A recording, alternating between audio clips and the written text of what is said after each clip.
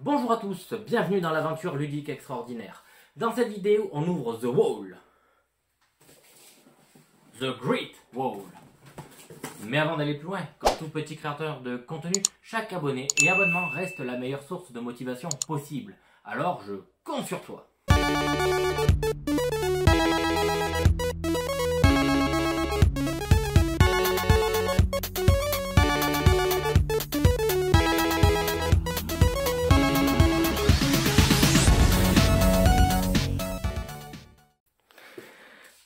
The Great Wall, un jeu d'Awaken Realm. Un jeu prévu pour septembre 2020. Et oui, nous sommes juste en mars 2022. Non, il n'y a pas d'erreur. Alors moi, j'ai pris une version assez simple. J'ai pris le pledge de base de la version Meeple. Alors, je sais que vous allez me dire, ouais, pourquoi t'as pas pris les figues et tout? Parce qu'on est sur un jeu de gestion. Et je me suis dit, à quoi bon? Et vous allez voir, j'espère qu'on va être surpris tous ensemble. Alors, j'ai déjà ouvert ici, histoire de gagner du temps. Et j'ai enlevé les petits plastiques, histoire que je galère pas. Comme toujours, une petite lettre de Awaken Realm qui vous remercie d'avoir pledge, en gros, The Great Wall et de leur avoir fait confiance.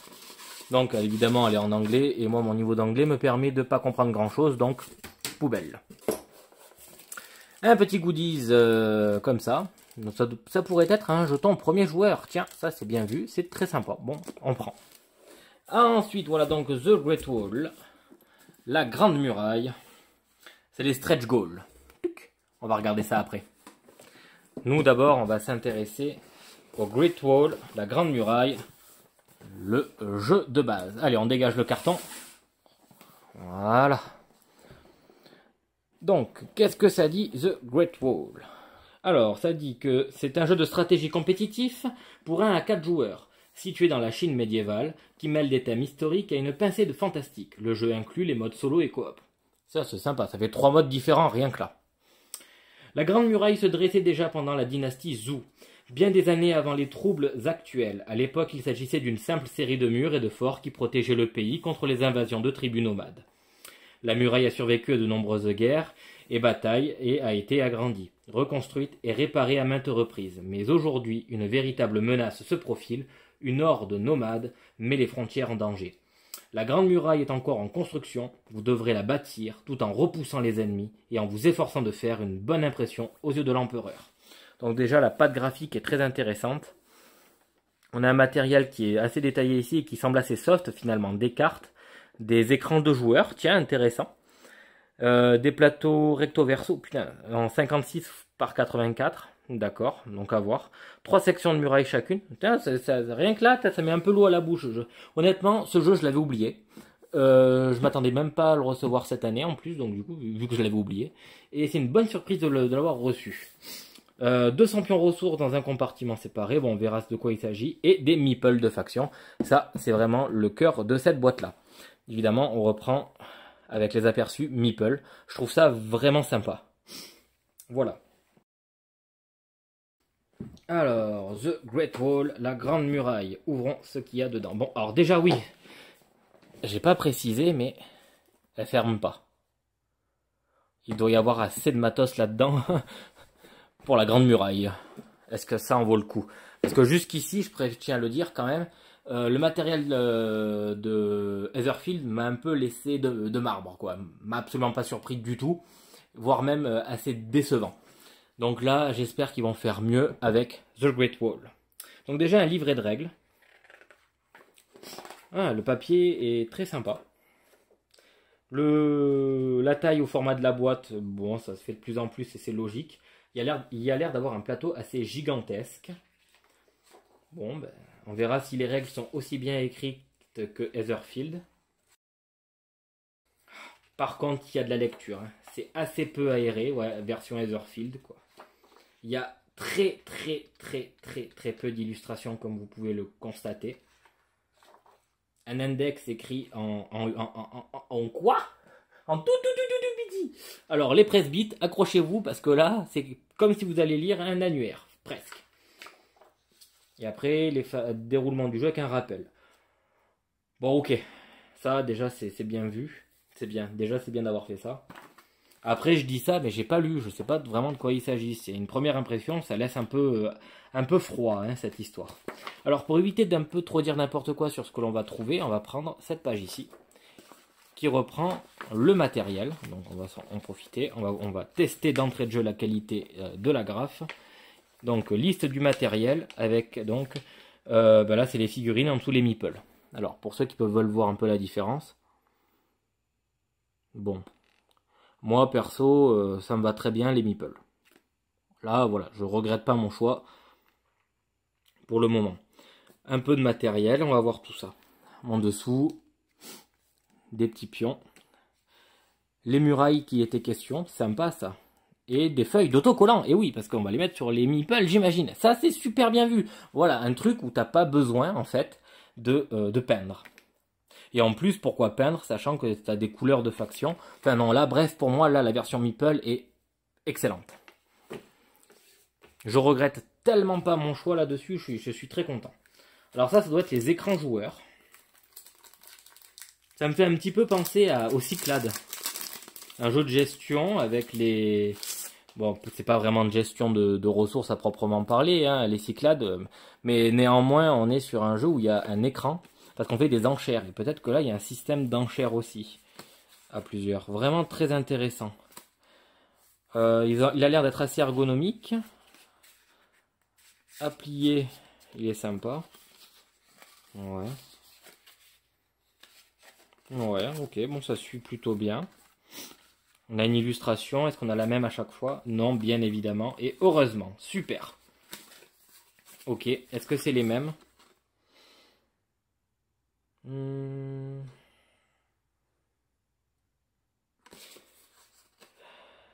Bah, j'ai l'impression que ça reprend les mêmes règles, donc dans un sens c'est pas mal. Ok, ça roule. Allez, bah écoutez, ça marche. Moi ça me plaît, ça me va. Qualité suffisante pour un plateau, bien que je pense que vous voyez, il est vraiment très souple, hein, d'accord? C'est pour ça qu'au niveau de la pliure, j'ai eu un peu d'hésitation à y aller. Hein, mais c'est peut-être pas plus mal. Je sais pas. À voir sur le long terme si ça s'abîme ou pas. En tout cas, très léger. Pas choquant du moins. Ça doit être le plateau de jeu. Ah ouais, là il y a des couches. Il y a des couches, mais est-ce que il est pratique? Bon bah, gros déballage. Hop là. What? Putain. Oh, le plateau il est gigantesque. Là, il rentre pas sur l'écran. Il est plutôt très bien coloré. J'aime beaucoup la patte graphique utilisée dessus. Et en plus, il est recto verso. Alors sur ce côté-là, ouais, bah, c'est les mêmes schémas, mais je pense qu'il est plutôt destiné soit au solo, soit au coop, la deuxième face. On verra à l'usage ce que ça dit. Mais plutôt très convaincu sur ce plateau de jeu. Très intéressant. J'espère qu'il va être plus pratique que celui d'Etherfield. Nous verrons sur le long terme. Tout simplement à l'usage. Ok, donc là il s'agit des stickers. Hop, on va remettre ça au centre du coup. Donc là on a les stickers. Bon ben, je crois qu'on va pouvoir coller un peu tout ça sur chaque meeple. Ben, pourquoi pas? Ça évite de la peinture. Non, c'est bien, franchement c'est bienvenu. Hein. C'est une super bonne initiative. Ouais, non, convaincu. Toujours convaincu de mon choix. Ah, ok. Bon, ben là, c'est des feuilles à dépuncher. Certainement les murailles à construire qui sont là. Donc, on verra. Ça me fait clairement penser à Praga Caputregni, hein, ce système de construction de matériel. Et on sait que c'était super sympa. Donc ouais, bah, bien hâte de découvrir où on va avec ça. Petite feuille à dépuncher aussi, donc c'est des pions. On verra à quoi ils servent. Ici, il y a des barricades. L'épaisseur est plutôt correcte, hein, comme vous pouvez le voir. Ça se dépunche tout seul. Hein. Donc vraiment, voilà, il n'y a pas de risque d'abîmer quoi que ce soit. Là, pour le coup, c'est très qualitatif. Super. Allez, on arrive donc à l'insert thermoplastique, là. Alors, est-ce qu'il va être pratique? Bon, alors ça, c'est toujours bienvenu, mais là, pour le coup, on va l'enlever. Ok, donc on a des grosses cartes. C'est les cartes appelées, je pense, conseillers, horde ou horde coop. Alors, oui, un type et un deuxième type. Voilà, donc ça, c'est les cartes horde, infanterie lourde. Ouais, franchement, la patte graphique est vraiment très intéressante. Il n'y a pas à dire. Alors, je pense que chacun va en posséder une. Vu que j'ai l'impression que c'est les mêmes. Ouais, je pense que chaque joueur va en posséder une. Avec des personnages a priori différents, ou du moins des conseillers, c'est comme ça qu'ils appellent ça. Oui, des conseillers différents. Bon, ben, ils sont là, et à chaque fois, ouais, un design des personnages que je trouve fort sympathique. Ça change un peu ce type de graphisme, et ça fait vraiment effectivement très nippon, et puis en même temps très époque médiévale en même temps, et il y a une petite pointe de fantastique, comme ils ont dit, et ça se reflète bien dans la patte graphique, donc ouais, j'aime beaucoup, J'imagine que ça c'est pareil, c'est le même système, avec les cartes généraux et clans, ok, donc c'est le même système de cartes, donc des grandes cartes, assez bien illustrées, toutes traduites, pas d'anglais à chaque fois, donc c'est bienvenu. Elles ont un aspect glace qui est très sympathique, limite plastique. Oh, en regardant elles ont toutes le même, mais il est bien réussi, hein, ce style. Ouais, franchement, j'adore. Très joli. Des toutes petites cartes ici. Ouais, tout mignon ça. Qu'est-ce que c'est? Ça a l'air d'être des cartes. Bon, bah, c'est des cartes artefacts, peut-être. Alors, on a des toutes petites cartes, toutes jolies, bien illustrées. Donc ça doit être les cartes artefacts, hein, vu que j'ai les 5, elles sont là. La statue de servante, l'arc ouïe, le carillon de pierre. Ouais, franchement, le design est cool, hein. Donc ça doit être 3, 6, 9, 12 cartes roquettes de l'empereur, elles sont là, ouais. Ok. Donc pareil, même type de cartes au niveau matière. Très agréable à manipuler. Des jetons. Plutôt des pions. Plastique. Ouais. Et juste pour vous montrer. Voilà, ils sont crantés. Peut être sympa pour y apporter si on veut une petite touche de couleur différente à la peinture. Mais bon, ça c'est pas le but, parce que si j'ai choisi une version Meeple, c'est certainement pas pour me mettre à peindre. Donc ouais, des jetons qui sont dans un petit sachet en plastique et balancés là-bas à droite. Bon, on verra si y a une utilité à ce que ce soit là, ou si ça peut être placé ailleurs. Ça, doit être donc, il parle de cartes héroïques, il y a des couleurs, donc on va regarder ça. Alors, carte combat héroïque, dépouiller les morts. Et franchement, ouais,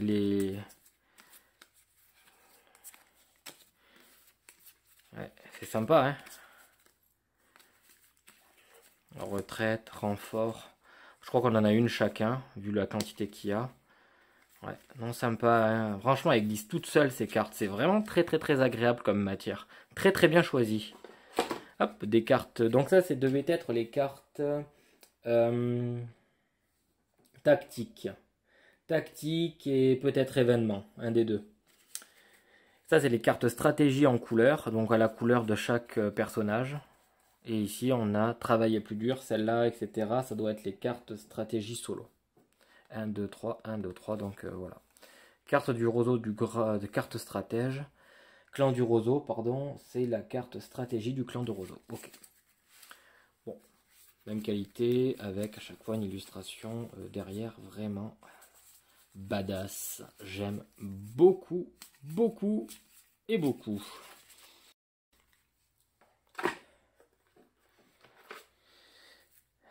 encore des cartes. Pour un jeu de gestion de ressources, il y a quand même pas mal de cartes, et des cartes de bonne manufacture. Alors, de quoi s'agit-il? C'est un fossoyeur, une sentinelle, maître d'œuvre, marchand, éleveur. Ouais, ok. Alors, ouais, bon. Des cartes avec des belles illustrations. Pour le moment, il n'y a que ça que ça vous évoque, en fait. Mais en tout cas, elles sont très lisibles. Il y a très peu d'iconographie et c'est assez bien expliqué via des phrases. J'imagine que ça doit être des cartes. Qu'est-ce que ça peut être comme carte? Ça, c'est les cartes conseillées. Voilà. Donc, 44, a priori. On va pas, je leur fais confiance, il y en a 44. Ensuite, donc de manière tout aussi logique, on retombe sur ces cartes-là. Chute de l'académie, monopole, renfort, donc toujours la même illustration. Oui, c'est ça, même illustration avec un texte différent. Événement, carte événement. On va passer aux ressources. Ah, il y a plusieurs étages, effectivement, et je cherchais les meeples. Donc, des ressources, en veux-tu, en voilà, tu en as. On va en ouvrir qu'un seul. Ah, voilà, ça c'est des ressources qui sont très bien finies. Vous allez voir de quoi je parle. Donc déjà, voilà. Elles ont un aspect brillant, poli. Elles ont pas de pète dessus. Et c'est vraiment, voilà, ça c'est une très belle qualité. Ça fait vraiment, entre guillemets, joyau. Ça fait précieux ce qu'on a dans les mains. On a vraiment des ressources importantes. Chose que je pouvais reprocher à une époque, par exemple. J'avais fait une critique sur ça à Enchanters, où je trouvais que les pièces qui étaient proposées étaient vraiment, comment dire, elles étaient pâles ou alors mates, elles brillaient pas en fait. Ça manquait de bijoux quoi. Et là, elles sont vraiment très bien finies. Elles brillent, elles font un bon petit bruit qui est très sympathique. Du coup, ça me donne envie d'en ouvrir un autre pour vous montrer les bleus qui moi m'ont tapé dans l'œil là à l'instant. Voilà, et là ça me fait penser aux petites ressources qu'on peut avoir dans Cerebria. Vous voyez les petits trucs violets pour le coup, mais là en bleu, vous voyez comme ça brille, c'est beau. Enfin, franchement, là, ça c'est beau. Hein. Ça c'est super beau et ça donne envie, mine de rien, un matériel comme ça. Alors, du coup, on va toutes les faire, je sens. Alors là, beaucoup plus neutre. On dirait du bois, ça doit être des ressources en bois. De bois, je pense. Et voilà, là on ressent la richesse. Voilà, ça d'être du bois. On ressent rien qu'au visuel, autant la forme, mais que la couleur et l'aspect, que certaines paraissent plus précieuses que d'autres. Et là, vous voyez, notre bois, il est mat, il brille pas. Normal en même temps, vu que c'est du bois. Quoi. Non, j'aime beaucoup l'aspect ressources qui a été proposé. Ces ressources au centre... Ah, des gouttes de sang. Voilà, ça c'est des... Pardon pour le bruit, voilà. Donc ça c'est des ressources. Je pense pas qu'on puisse appeler ça des ressources, mais ça c'est une goutte de sang, ça doit être des malus, des choses qui font qu'on va perdre de la santé. Et c'est plutôt bien représenté, ça brille, c'est vraiment très sympathique. C'est pas transparent, ça fait pas plastique dégueulasse quoi. Là pour le coup c'est très qualitatif. J'aime beaucoup quand on a un jeu de ressources où le matériel ressources est mis en avant. Et là c'est vraiment le cas. Autant, mais vraiment à tous les niveaux. La forme. Quand je dis la forme, voilà, le bois, il a une forme de bois. C'est une ressource qui semble rapporter peu et il est mat. Une ressource qui est un peu moins précieuse que celle qu'on peut avoir ici en bleu ou celle-là. Et la pierre, même chose, elle est mate et on a vraiment de la pierre ici. Elle est mate, grise, forme de pierre et on joue vraiment dans les trois dimensions d'une ressource. Sa couleur, son aspect, sa forme. Et ça, je tire mon chapeau là-dessus. C'est une très belle réalisation au niveau du matériel. J'ai rien à redire là-dessus. C'est un très bon point. C'est pas un jeu que tu as honte de sortir là. Contrairement à Origin où là vraiment tu te dis bon ben on va jouer à ça mais accrochez-vous les ressources et plus du cul. Là, ça a de la gueule. Allez, ben les ressources. Maintenant, les meeples. On va se concentrer sur les rouges. On verra après pour les jaunes, les verts. On se donnera un petit peu de temps de les découvrir. Donc voilà. Hop. Petit meeple rouge en bois. Très belle manufacture. Très grosse épaisseur. Et mon petit doigt. On va le prendre hop là, comme ça. L'épaisseur de mon petit doigt. c'est quand même, où on prend mon doigt à côté, index. Donc là, voilà, vous voyez, ça fait quand même un matériel qui a quand même une très très grosse épaisseur. Ça doit donc bien tenir sur le plateau, c'est donc visible. Et ça, c'est très très agréable d'avoir des meeples comme ça aussi, en bois, ou pas d'ailleurs, là ils sont en bois. Et c'est, à mon avis, suffisamment représentatif de ce que la carte ou la carte, j'imagine, va démontrer. Ici on a des archers, hein, là, voilà, ça parle de soi. J'ai pas besoin d'avoir une énorme figurine comme ça pour me dire voilà, j'ai un archer en 3D, etc. Non, non, voilà, j'ai bien mon archer en 3D qui a certes son épaisseur, mais il va bien tenir sur le plateau. Et ça, ça donne vraiment envie d'y jouer. Là, on a un personnage à cheval. Voilà, quoi. Non, il y a pas à dire, quoi. Moi, ça me fait plaisir de voir du matériel sous forme de meeple, comme ça, aussi bien réalisé, où on a quand même un minimum de travail de réaliser dessus, et de qualité. Non, non. Plutôt bluffé. Je m'attendais à ce qu'ils délaissent un petit peu la version meeple à la version figurine, parce que c'est celle qui a été le plus achetée, hein, forcément la version figurine. Et finalement, pas du tout, ça n'a pas été mis de côté. Il y a une réelle attention à porter sur le produit, et c'est... Non, il n'y a rien à dire, c'est excellent. Bravo, bon matériel. Là, pour le coup, je suis très très satisfait. On va regarder juste dessous pour pas se faire avoir comme pour Machina Arcana. Oh, c'est noir, et il n'y a rien.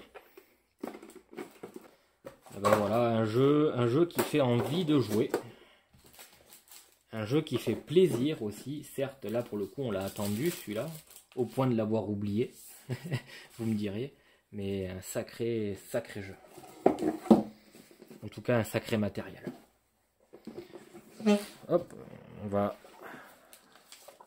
mettre ça. Hop là. Parfait, donc ça déborde toujours. Hein. On va regarder ce qu'il y a dans les stretch goals. Donc au niveau des stretch goals, cette boîte contient 4 extensions destinées à enrichir vos parties.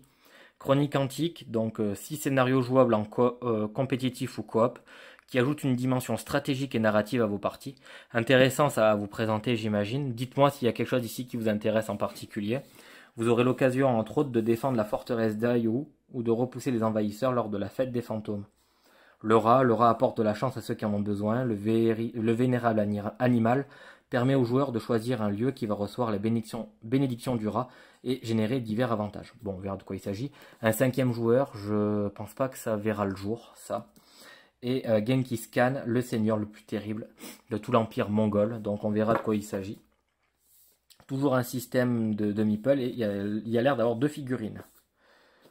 Bon, on va voir. Je pense qu'on va retomber effectivement sur un livret de règles donc spécifique, je pense, au scénario. Et ce qui a été expliqué avant. Donc pareil, représentation du matériel. Très sympa. Bon, c'est clair que là, pour le coup, ça et ça, le porte-drapeau, là, le porte-étendard, bah, j'espère que les stickers, s'ils envoient du boudin, parce que là, je l'aurais jamais deviné, quoi. Le fameux 5e joueur. Les stickers. Bon, ben voilà, hein, les porte-étendards seront des porte-étendards. Il n'y a rien à redire là-dessus, c'est visible. Très bien. Ah, le 5e joueur est en orange. Ah, sympa. Je pense pas qu'il y ait une importance au niveau de la couleur, mais on pourrait aller venir le chercher ici. Cette couleur-là est très intéressante. Oh, un trou ici. Je pense que ça doit être lié à quelque chose que je ne peux pas profiter vu que je n'ai pas pris de figurine.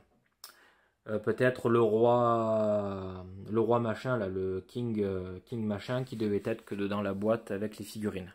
Ça me semble logique. Je pense pas que j'en ai forcément besoin. Mais je dois avoir, voilà, peut-être que c'est lui, là. Ça a l'air d'être un cheval qui est là. Et peut-être qu'il est là. Hein. Forcément, je l'ai en meeple. Il faut rester logique tout le long. D'ailleurs, ils ont mis ça et ils ont mis ça. Le rat et le dragon, là. Bon. On verra. Mais bien que les figurines, hein, toujours, hein, c'est du Woken Realm, sont vraiment super. Hein, c'est Très belle finition quand même. Faut quand même le préciser. Les cartes semblent être de la même qualité que les autres. Ça m'étonnerait qu'ils aient fait quelque chose de différent. Et ça, ben, on le découvrira par la suite. Je ne vais pas tout vous montrer pour le moment. À ce niveau-là, on en garde un petit peu sous le pied. Pareil, rien de nouveau là-dessous. Voilà pour ce qui était la boîte des Stretch Goals. Voilà de quoi il en retournait pour la boîte de base du jeu The Great Wall. The Great Wall. Alors mon anglais est super nul, vous l'avez vu. Voilà, donc du coup c'était mon unboxing pour le jeu La Grande Muraille de Walken Realm. On est sur un jeu vraiment très très intéressant visuellement déjà pour commencer, avec un matériel fort sympathique, et je trouve que pour le prix qui était proposé à l'époque, bah franchement je suis absolument pas déçu, même je dirais convaincu. Un matériel qui fait envie, et j'espère que vous aussi ça vous a donné envie d'en apprendre et en découvrir plus sur ce jeu. Si c'est le cas, n'hésitez pas à m'en faire part dans l'espace des commentaires. Pour vous aussi, quel est votre avis entre, peut-être pour ce jeu et d'autres, l'intérêt des figurines sur ce type de jeu là? Oui, non, on peut en discuter dans l'espace des commentaires. Voilà, donc ce sera tout pour cette vidéo. On se retrouve très vite pour de nouvelles aventures et pourquoi pas se retrouver sur la Grande Muraille. Ciao!